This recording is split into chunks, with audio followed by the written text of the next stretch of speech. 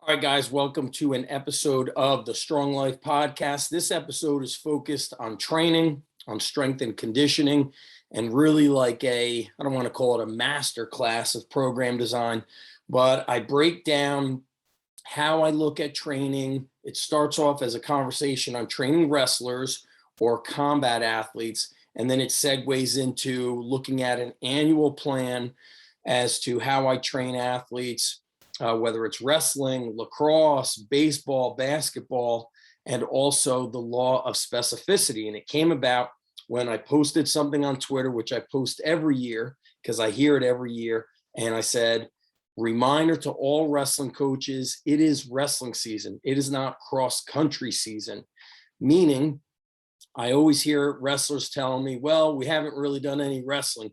We just run the whole practice. So what do you mean? You literally run for an hour and a half running through the hallways and up and down stairs and don't even get on the mat? Yes, the coaches tell us they want us to get in shape. It pisses me off so much how coaches are stupid. They refuse to want to learn or to get better.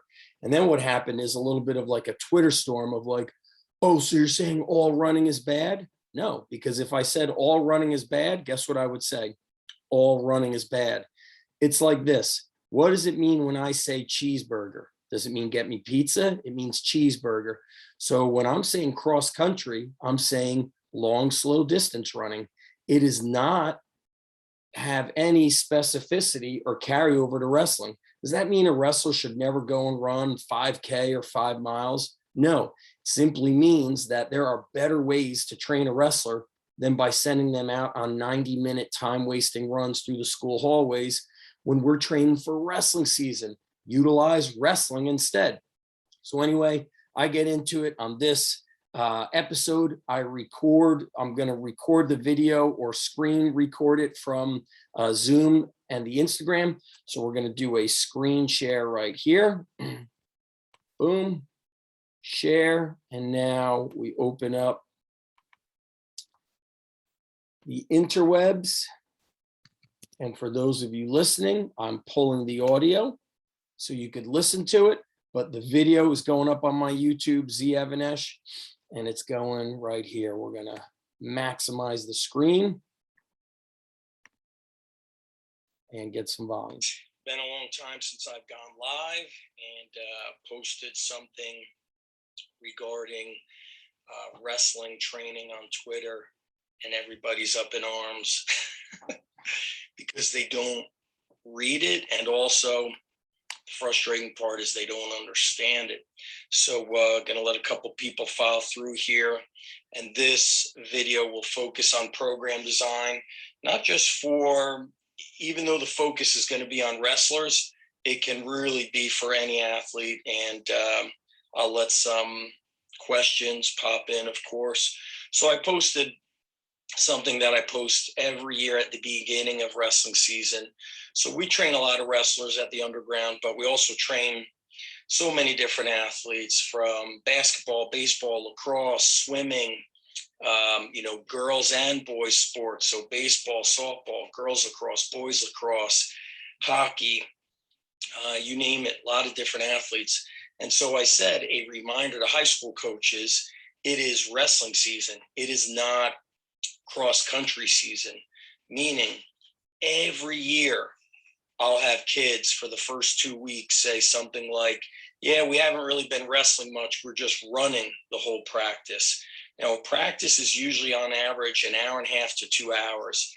And so to me, the ultimate sign of laziness and being a clock puncher is a coach sending kids through endless loops through the school hallways, up and down the stairs, running, beating the crap out of their body. Now, who's it not going to beat up? The kids who are in shape, kids who feel good, kids who are lighter. If you weigh under 150 pounds, running is way less intrusive on the body than it is for somebody who's 175, 200. You've got wrestlers that weigh 250 pounds. There's no benefit to sending a heavyweight wrestler to do that kind of training. The best thing to be done during wrestling season is incorporate an athletic-based warm-up where we're doing all kinds of movement and modified gymnastics, and then it segues into some jump training, getting that nervous system hyped up and building athleticism. Then you're drilling and live wrestling and drilling more and more live wrestling. And if we're already getting conditioning from drilling and live wrestling, can we add running? Yes.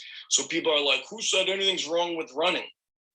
I didn't say there's anything wrong with running per se until your wrestling workout becomes a full-blown running workout, which is the dumbest thing, which shows some quote unquote coaches, they refuse to read exactly what I said, which shows lack of knowledge, lack of education, lack of even understanding the context, which was very clear. Distance running for 45 minutes, an hour, even that doesn't really make sense. If I'm going to have our wrestlers do an hour of that kind of training, first of all, it's not going to be an hour. I would rather create some sort of a 20-minute circuit where there's jumping rope, lifting dumbbells, maybe some kettlebells. Let's just say most schools have jump rope and dumbbells. Pretty simple. I'd rather us go through a circuit that has a carryover to wrestling. So for example, we'll set up dumbbell stations. We might do dumbbell snatch or dumbbell clean and press or dumbbell curl and press. Another station will be dumbbell rowing. Other station will be jumping rope. Another station might be various kind of jumping drills. So it might be squat jumps and lunge jumps and frog jumps. Another station interspersed with that might be some hand fighting and pummeling drills. So we're incorporating wrestling into the drilling itself. But I'm not going to send them out and waste time that could be used for wrestling. Now, here's where teams could get away with this. They could get away with it. Let's say I'm a high school coach where my whole team is going to a great wrestling club. Well, guess what that high school coach's toughest job is? Turning on the lights. Because that coach doesn't have to do really barely any teaching. His team has been built not because of what he's doing, but because of what the kids are doing in the off season, because that team has supportive parents and highly motivated kids, and those kids are already showing up ready. They're already skilled wrestlers. I'm not saying they're the best or they don't learn anymore, but they're already at a high level. And if I'm going back to the late 90s, I used to work at a shot and beer joint that I've shared many stories from. And the guy who ran the liquor store, Coach Stuber, was the local wrestling coach. Very, very successful wrestling coach. Antonio Garay, Darian Caldwell, guys that went on to become All-Americans, national champs, multiple time state champs. Very, very tough. And I remember him telling me that. He goes, Zach, the first 2 weeks, I used to really kill the kids in practice. Practice was very intense. He's like, then I realized I was losing a lot of great athletes who could have become great wrestlers, but I turned them off to wrestling in the beginning by killing them. He's like, so now that first 2 weeks is easy. It's a lot of teaching. He's like, we leave with energy in the tank. My experienced kids might be off on the side doing some extra work. The drilling is more intense for them. He's like, but those new athletic kids, for example, football players, kids that play lacrosse, they're tough, they're athletic. They may not have wrestled before, so they don't have that wrestling grit just yet. You build them up. Why would I send great athletes on these stupid ass 45-minute, 1 hour running around the school bull crap? I mean, can you imagine a kid comes home and he says, yeah, Dad, wrestling practice is not really fun. We've just been like running around the school hallways every day for 2 weeks. Me as a dad, I'd be like, what a waste. I could understand how a kid doesn't find that fun. As wrestlers, do we have fun with everything we do? No, not at all. But that being said, the practice should be skilled, should be crafted towards skill acquisition and towards building up wrestlers. Now, we have to get in shape. You want to get in shape? Wrestling is conditioning. Now I'm going to add more conditioning on top of conditioning. Guess what happens here? I decondition the wrestler because I exhaust that energy system. I tap so much into their reserves that they actually start feeling worse. So what do? I've got wrestling, which is my conditioning, my drilling. Live wrestling is more conditioning. I'm going to fill a different bucket. What's that bucket going to be? Strength work, power work, maybe even a little bit of bodybuilding work if I feel that's what the athlete wants. When I was at Lehigh, our heavyweight the next year would take an extra day out of wrestling and utilize that day for lifting. And he became an All-American.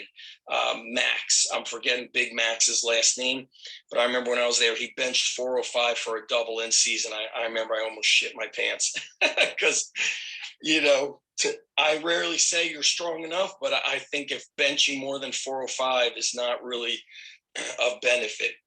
For Max, too much wrestling beat up his body. And I would say this would also be a avenue I would like to tackle if I was back in the college sector. I would look at who are our fifth-year seniors this year because of COVID. The year before, you might even have a sixth-year senior. And so they've got a lot more mileage on the body. That wrestler's body cannot handle the same amount of work that, let's say, a first or second-year college wrestler has. They have less damage to the body. Their body still has, I hate using the word mileage, but they're more capable of going through hellish stuff. They can handle more volume, whereas that experienced wrestler does not need it. It's going to backfire against him. Now, get back to this whole running thing. There's something to be said about in-season training. When I was at the college sector, we would train 2 days a week, the starters, 3 days a week, the redshirt guys. It was interesting to see how energetic guys were all season when you'd imagine, wow, they're training so hard, they're traveling, they're practicing, they're going so hard. How do they have the energy? Because now the goal is right in front of them and it makes you energized. The goal of qualifying for nationals, going to the Midlands tournament, the Big 10 tournament, the Big 12, the Southern Scuffle. You've always got this big competition ahead of you. And so what does it do? It ignites the enthusiasm and the excitement to compete hard. And so they have sometimes what seems more energy in season. And I don't want to mess that up by adding more conditioning when they're getting it through hard practices. Does that mean they'll never run? I never said that. Of course, the dumb coaches out there are like, oh, what's wrong with running? I said what's wrong with running is turning practice into a cross-country training session. That's what's wrong with running. I would rather do things like swimming, sprint-type swimming, sprinting actually through the water at like chest or sternum height, which takes strain off of the joints, which is therapeutic, but it is amazing for boosting aerobic and anaerobic capacity. I'd also like to use other methods that don't beat up the joints, such as getting on an Airdyne bike, incorporating circuits like I mentioned before, a lot of medicine ball throwing, battling ropes, circuit training through stuff. And each individual, I think there's kind of like these categories where you have the light weights, the middle weights, and the upper weights. They all will respond slightly differently to the stimuli. The lighter ones, guys that weigh 125, 133, 141, they might be able to finish a practice and get on a treadmill and run for 2 miles and feel good with it. Try doing that with a guy who weighs 197. It's not going to feel good on his body. So you need a different stimulus for that different sized wrestler. And that's basically the gist of all these things, is you have to be smart with your training. Here's another thing I'm going to say. At the private level, right? Like where I train athletes at the underground, if a kid is coming to me from a school that I know they drill very hard, they wrestle very hard, maybe this kid also goes to a wrestling club, I don't want to add any conditioning finishers. I don't want to do sled, like sleds and sprints and like go, go, go. I want to do quick sub-max strength and power work, minimalist approach, low volume, and get them out of there. So get in and get out long before you're done. What if I have a kid that thrives on high volume? Then I will let him get some of that high volume. Why?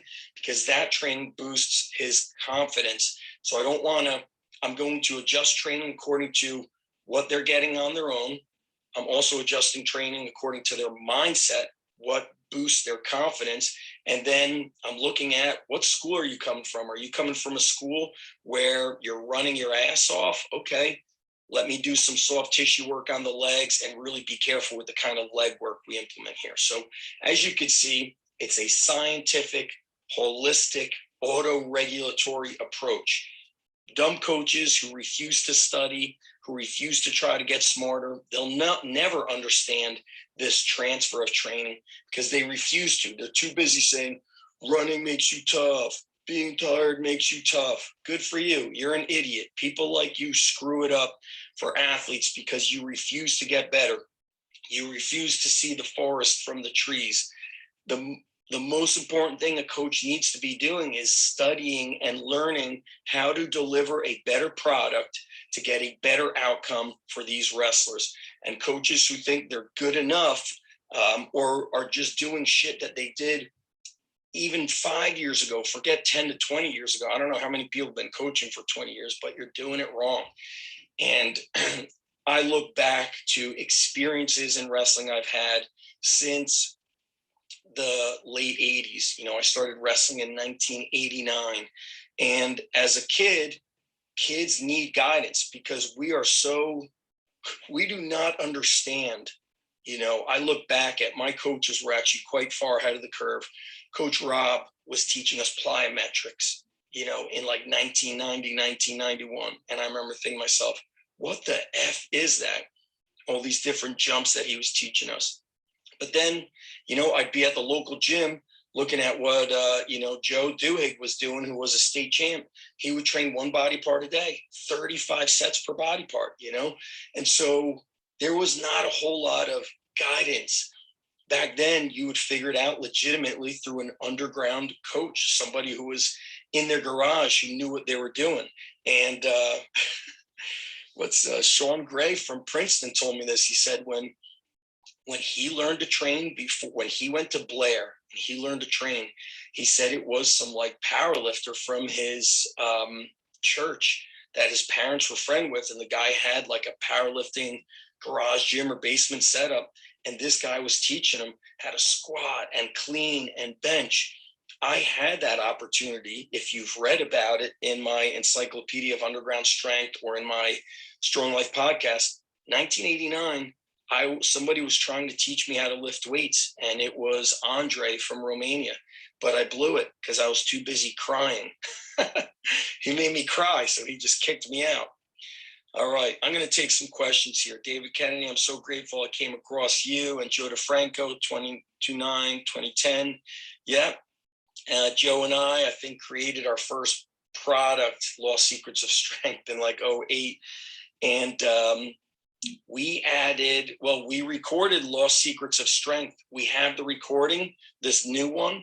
And so Joe and I have to figure out what we're going to do with it. I don't think I'm going to add it as a bonus to anything. I've added the bonus of Lost Secrets of Business is going to go to my strength and sport performance coach online certification, which I have February is when I'll be launching there. And you guys could see here December, which I've already started, but it's not like you could get it going now, but it's not official yet. The Underground Strength Coach certification is the bonus is the sports performance seminar I did with my buddy Matt Wenning. The Underground Strength Coach cert is really what brought me to Rutgers, Lehigh, FBI hostage rescue team, Naval Special Warfare, tens of thousands. I can't tell you, I'm looking across at videos from, 15 years ago. I'm like, what? I can't even remember some of the names of those kids. I hate to say it, but I'm like, damn, thousands upon thousands of kids I've trained. Blows my mind. Get Burley, what's up, buddy? These concepts, yeah, they apply for many sports. So let's say lacrosse, for example. If I'm sprinting in lacrosse during practice over and over again, I got to be careful with how I implement more sprint work. Is it just going to backfire on me? And it very much can. Like right now, I've been training our lacrosse team since September. I love these guys. They're killing it. When the season comes, the coach is going to be blown away at how fast they are and how powerful they are. And what he's going to have to be careful of doing is, do we want to add, let's say they go through a practice that's 90 minutes. What do you do in lacrosse practice? Same thing. What do you do in bed? We run. All right. We could implement some sprint races. We could implement some different like agility stuff, but nothing is more specific than already what's going on in practice. Sometimes in practice, same thing with basketball, do they get to open up and do those longer distances? No. So we could implement it in season. And I remember Lee Tapp saying, like, you don't need much of it. You could get away with like 3 to 5 sprints of like the full court to kind of get their body to open the throttle to get that top end speed that they may not normally hit during practices and during games. Nathan Priest, what are your thoughts on condensed conjugate? How would you program a 3-day for MMA fighter? I know my buddy Phil talks about condensed conjugate. Basically, the way I look at that is very much what we're doing at the Underground Strength Gym in the private sector. Why is it condensed? Because you don't have this, and I kind of like wrote it out here. You cannot map out a year, an annual training plan in the private sector unless you know that this athlete is staying with you for a year. And that being said, we're training in groups. So I'm going to give an example, and this could be done for any sport, but wrestling season starts right last week. So let's just say December 1st. High school wrestling is 3 months. College, they started mid-September. All right, mid-September, full blown, getting after it. So in college, the season is about 5 months, whereas in high school, it's 3 months. So let's just look at high school. You know, December through March, we're now going through the in-season time. We're doing sub-max strength and power work. We use a conjugate approach in exercise selection to avoid overuse and to stimulate excitement in training, because they don't get to separate their training like a college kid does. In college, they could train in the morning, come back and wrestle later in the afternoon. In MMA, they could do their strength and conditioning in the morning, come back later in the afternoon for jiu-jitsu and Muay Thai and striking. High school kids don't have that. It's all, you know, they're in school, then they're at practice, then they're coming to lift. So let's break it down. You have the in-season lifting time. Then after the season, I like to take a week or 2 weeks off. And then I like to go through like a 6-week training cycle of stability and rebuilding muscle, hypertrophy. Even though that's not really a postseason for a lot of wrestlers because they go into freestyle and Greco, I still utilize it. So I'll utilize things like chains, suspending kettlebells, band bells, bamboo bars, higher repetition, slower tempo to rebuild muscle, and I'll avoid spinal loading for a little bit. Then we go into the off season. So we'll begin like the beginning of the deep off season is May, where we could start pushing the heavier weights a little bit, 5s and triples and doubles. Then we've got June, July, August, which I'm going to call the deep off season, unless that kid is entering freestyle nationals. And a lot of kids are doing it. So it's like they don't have an off season, but if they do have this deep off season, we could do some of the more aggressive, conjugate style training. And we could start lifting heavier and pushing the pace because they have more time off, less time wrestling, more time to sleep. They're getting in more calories. Then you have your 3 months preseason, September and October going pretty hard. Then November, we taper some of that volume so they enter the season feeling great versus a real hard preseason right up. And so you need to ebb and flow the annual training plan. It cannot just be intensity all year round. But you also need to know who are you training and what time frame do I have to train with that athlete? Phil has athletes that train with him year round, but there's also guys that go out to American Top Team and just show up for a fight camp. And a fight camp for them might be 6 to 8 weeks. So you have to look at what is your time frame. What's my time availability? That's why I like a concurrent model where each training session is a blend of power, strength, hypertrophy, if it's needed during that time. I'm not doing hypertrophy work, in season. And by the way, kids are not gaining muscle in season, but they could continue to get stronger. Why aren't they gaining muscle? They're expending way too many calories through practice. They're taking in less calories because in high school, they don't go home after school. So now they're skipping that normal after school meal.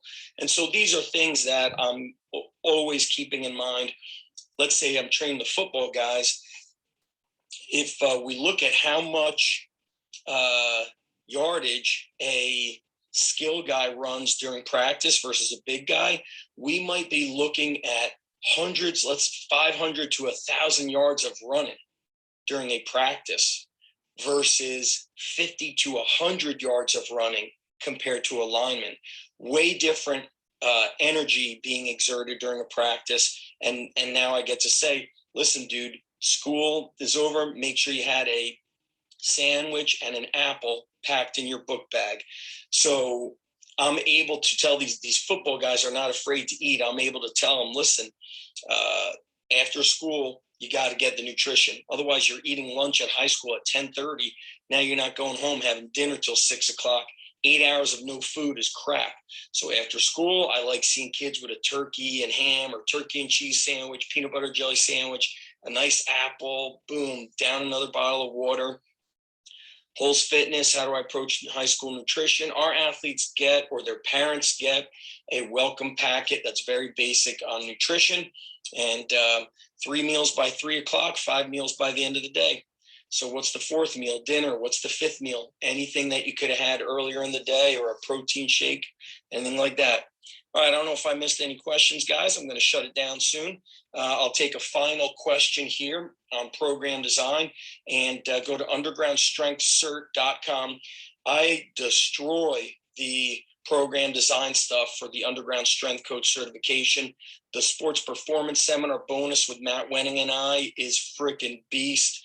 And like I said, the Underground Strength Coach certification, what happens is by going through it, I look at why Underground Strength Gym and I have had the success, because the results are undeniable. Why did FBI HRT travel out here, hostage rescue team? Because they saw results. Why did Blair Academy connect with me? Results. Why did I apply to be a strength coach at Rutgers and Lehigh? Never. They contacted me. Why? Results. Why has the Underground Strength Gym survived Hurricane Sandy, recession, shitty business partners, you name it? Why? Results. I couldn't stop the freight train if I wanted to. That's the truth, guys. Boom. Underground Strength Gym in the house. Undergroundstrengthcert.com. Have a great day, guys. Thanks for stopping in and watching. What's going on, guys? All right. Let's shut down the screen share. Want to thank everybody for listening / watching this episode of the Strong Life Podcast. Was a focus on program design. Want to thank my buddies over at sorenext.com. And I was talking about, training. If I was, let's say, inside of the wrestling room, we had this when we were at Rutgers. I really liked it a lot. Rutgers, and I've seen other universities with this too, like Ohio State, Princeton wrestling. They've got the wrestling mats, and then off to the side, they might have a few squat racks, kettlebells, dumbbells, a couple physio balls, airdyne bikes, treadmills.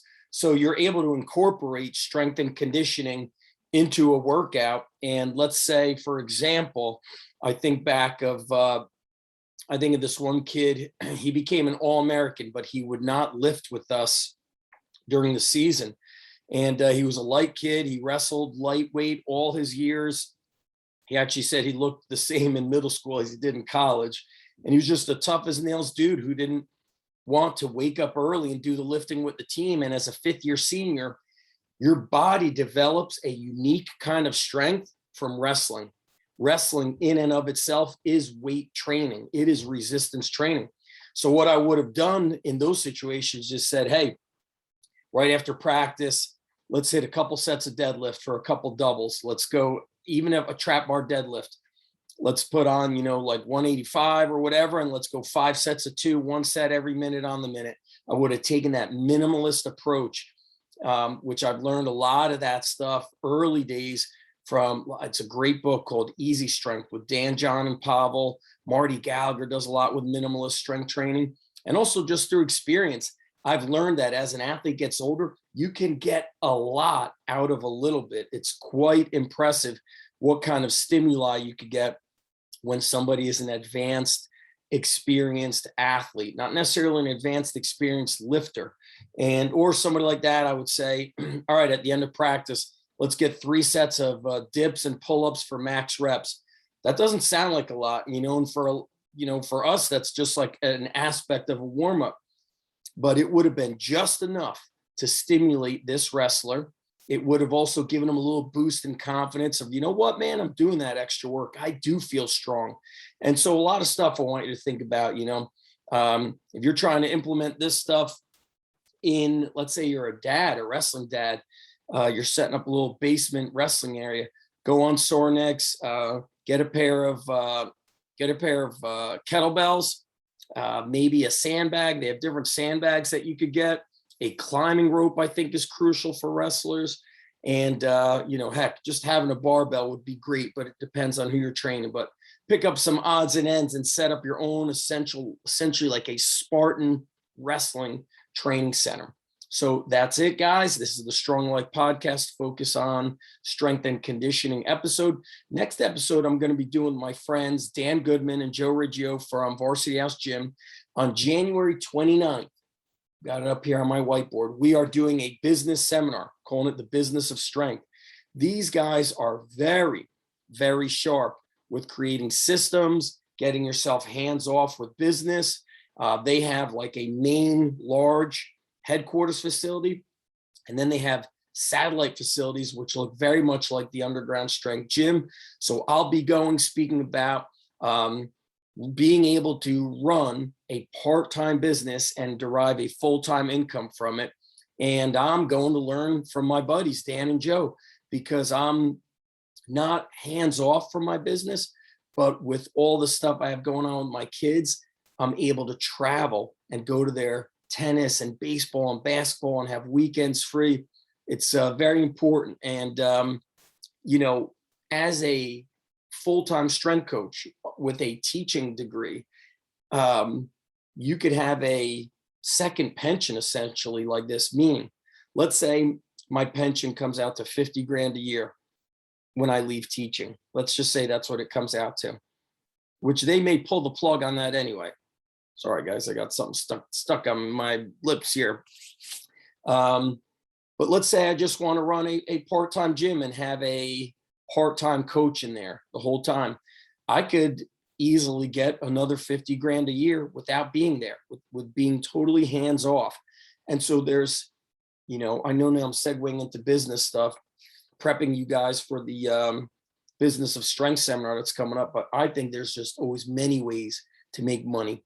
And I spoke about this, I don't know if I did it in a podcast or in a business newsletter. When you go to zachevnish.com/business, I wrote about it after I was down in South Carolina, went out on a private fishing trip with my son, and the guy who owned the fishing company, they did different kinds of things on the water, fishing, took people sightseeing, dolphin watching. They took people, like they tugged a bunch of blow up rafts and people were kind of like partying. Another time people wanted their funeral on the boat. They wanted their ashes in the ocean. They did that. And I was like, man, he started off as like a fishing guy. And now there's like, 10 things under one roof. So multiple streams of income, super important. So that's it, guys. Thanks to my friends at Sorenex. Biggest thanks is to you for listening and supporting and leaving 5-star reviews. And the best way to support, guys, is to be an action taker, to invest in my training courses. So Gladiator Strong, undergroundstrengthcert.com. And in 2022, the Sspc Cert will be online. The Sspc Cert is the next level of certification from me. I think strength and sport performance coach, it's certainly a little bit more of a marketable term, but it's a lot more advanced in sports performance training. That's what that certification is about. Advanced program design methods, plyometric training, sprint training, medicine ball training. So moving from the underground strength coach program, which is general and general specific, to moving into really a transfer of training, sports specific application style certification. Both are going to be powerful. And then the Sspc Cert, the bonus is the business seminar I did with Joe DeFranco. But for now, undergroundstrengthcert.com. Much love. I'm out of here. Thank you for watching, guys. I appreciate you.